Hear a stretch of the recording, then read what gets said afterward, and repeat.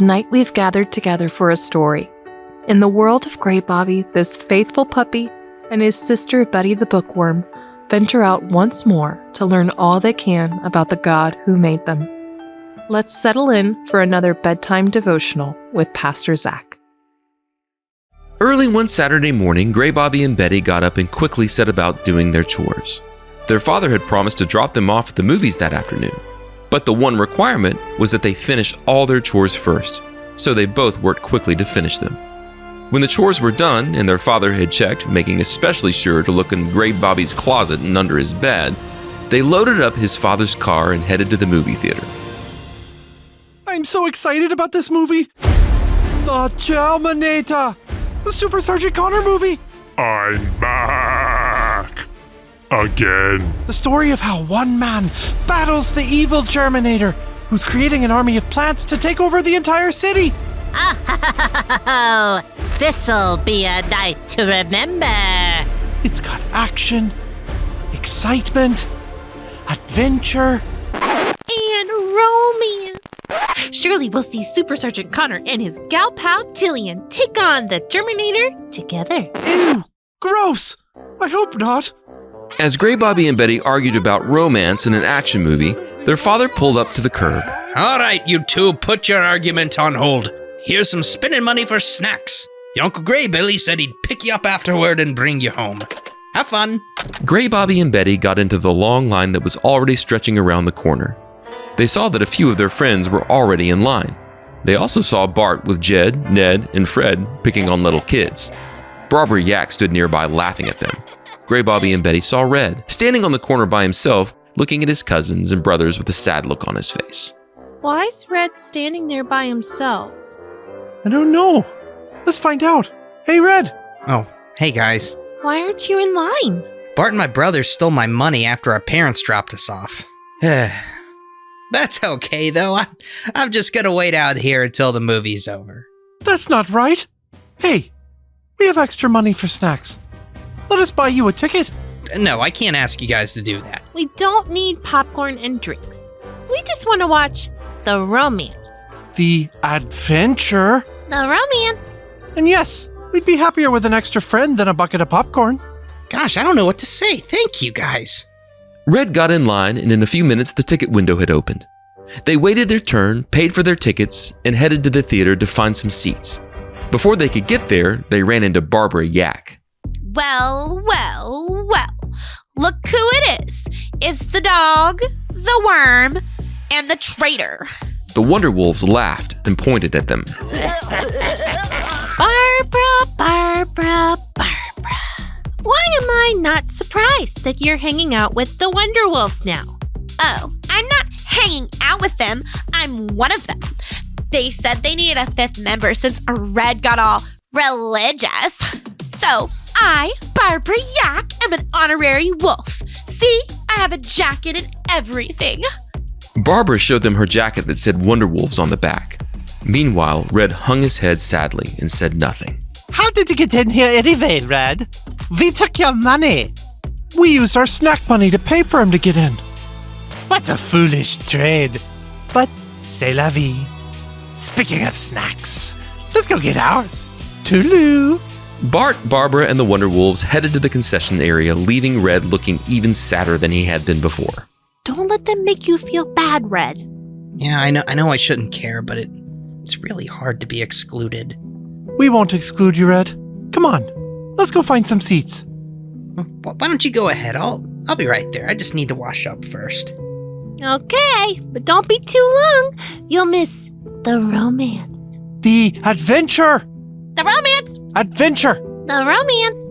As Gray Bobby and Betty headed into the theater, Red wandered over to where the Wonder Wolves were. Hey guys, I know you like to have fun, but can we let bygones be bygones? We can be friends again.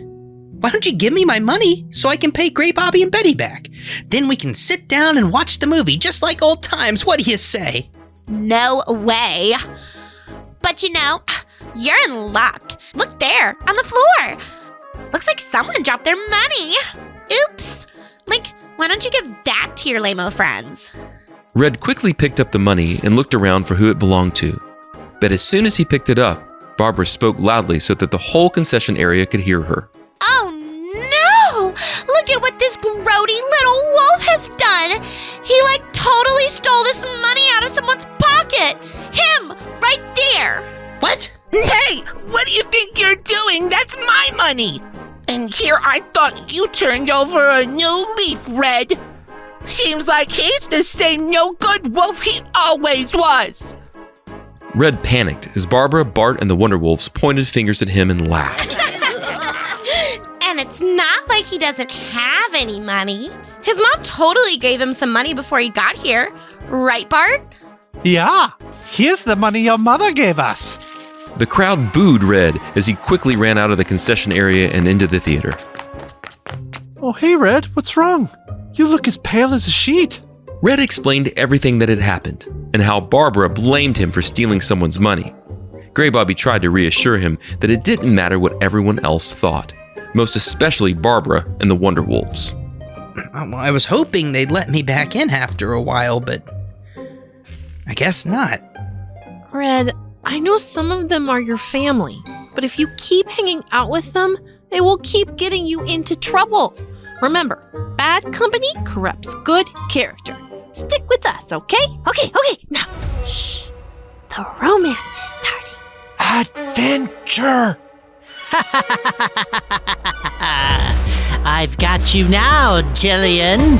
Germinator, you may have captured me and my whole team of laser dolphin ninjas, but you won't stand a chance against my boyfriend. Super Sergeant Connor won't be coming to save you. He's in retirement. I'm back from retirement. Red tried to put everything out of his mind and focus on the movie. It worked for a while, but then he saw the Wonderwolves throwing popcorn at people and getting into trouble. An usher appeared with a flashlight, but as quickly as he appeared, the group of them sneaked off into the building to hide. Red knew what that meant. It meant that they were getting ready to do something else that would get them into deeper trouble. He wanted to just let it go, but they were family. So, he thought he might slip out and warn them to behave. Hey, I'll be right back. Caught up in the movie, Gray Bobby and Betty just nodded, barely paying attention. You may have saved Jillian, Super Sergeant Connor, but you won't save the city. Thanks for the assist, babe. Now let's team up and take down this evil plant army. It's harvest time. Red slipped out of the theater and found the Wonderwolves huddled in the back corner. He hid for a moment and listened to what they were saying. Ugh, this movie is boring. How about we, make it more exciting? What do you suggest? I had a friend who used to work here, and guess what she showed me? Where the fire sprinkler button is! And it's right there behind the curtain. Ooh, let's press it. We could get in lots of trouble for that. I thought you were big, bad, strong wolves, but I guess you're puny little puppy dogs. We aren't puny. I will have you know that we come from a proud line of Huffer and Puffer wolves. Well, if you're really that bad, then prove it. Press the button. At that moment, Red emerged from where he was hiding to warn his cousin and brothers. Wait, don't do it, guys. If you get caught, you're gonna be grounded. Don't tell us what to do. I am in charge now. Bart pulled the curtain back to push the button, but instead of a button, he found the open door of the manager's office, and the manager was staring angrily at the children, having heard every word of their plan. Oh yeah, I forgot that the button is behind the curtain in the manager's office. Barbara and the Wonderwolves turned to go, but the security guard gathered them up and returned them to the manager. Hey, don't rush off now. I need your name so that we can call your parents. So they know you're not allowed in this theater for 6 months. When the movie was over, Gray Bobby and Betty went to look for Red, who hadn't returned. They eventually found him outside with the manager, Barbara, the Wonderwolves, and their parents. The manager was explaining what had happened and the consequences when Gray Bobby and Betty walked up. Oh, hey. Sorry I didn't come back. Did you get in trouble? Nope, not this time. The manager was there and heard everything. But my brothers, cousin, and Barbara are banned from this movie theater for 6 months. 6 months? Well, that should teach them a lesson. Uncle Graybilly walked over to Red, and Red explained to him and the others everything that had happened that day. You know, there's a proverb in that favorite Proverbs book that says this: "The righteous chooses his friends carefully, but the way of the wicked leads them astray." Proverbs 12:26. Sounds like you're learning to choose your friends wisely, Red. But it looks like Barbara Yak has gone from bad to worse, I'm afraid. Between Barbara and Bart, I can't really tell who's leading who astray anymore. Whatever the case, just remember, Red, you've got us now. Haha, that's good, because I got all these free passes from the manager. I'm gonna need some friends to see some movies with. Oh, let's watch a romance. An adventure! Uncle Graybilly ended up taking Red home because he didn't want to ride in the car and listen to the lecture his parents gave his cousin and brothers. He counted the passes with Gray Bobby and Betty and planned the next movie they'd see together. What did we learn? We learned that being in the wrong crowd can lead us into trouble. Choosing friends is important because God made friends to encourage us. The wrong sorts of friends can encourage us down the wrong path, while the right sorts of friends can encourage us down a right path. We will never have perfect friends, but we need to find friends who love Jesus. When we surround ourselves with friends who love Jesus, they spur us on to love and serve Him all the more. Let's pray. Dear Lord, help us to find the kind of friends who love You and want to serve You. Help us to be good judges of character so that we know which friends will encourage us the right way and not the wrong way. In Jesus' name we pray, Amen. To dive deeper into the truths of this episode with discussion questions, follow us on social media. You can find us on Instagram at Gray Bobby Bedtime Devotionals. That's Gray Bobby with an E. Now let's quiet our minds and our hearts with a good night song.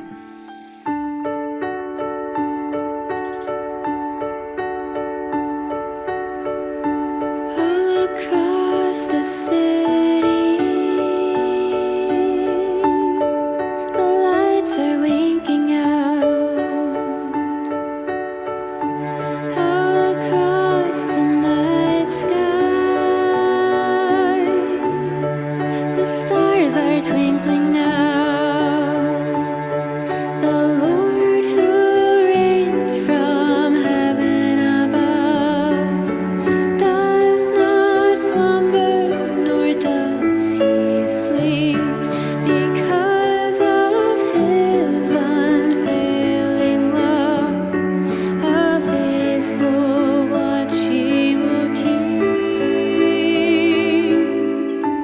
All across the city, the lights are winking out. All across the night sky, the stars are twinkling now. Now hear the Lord's blessing over you. May the Lord bless you and keep you. May the Lord cause His face to shine upon you and be gracious to you. May the Lord turn His face towards you and give you His peace. Amen. Hey, Mom and Dad. If you want each week's new devotional automatically sent to your podcast downloads, be sure to subscribe. See you next week.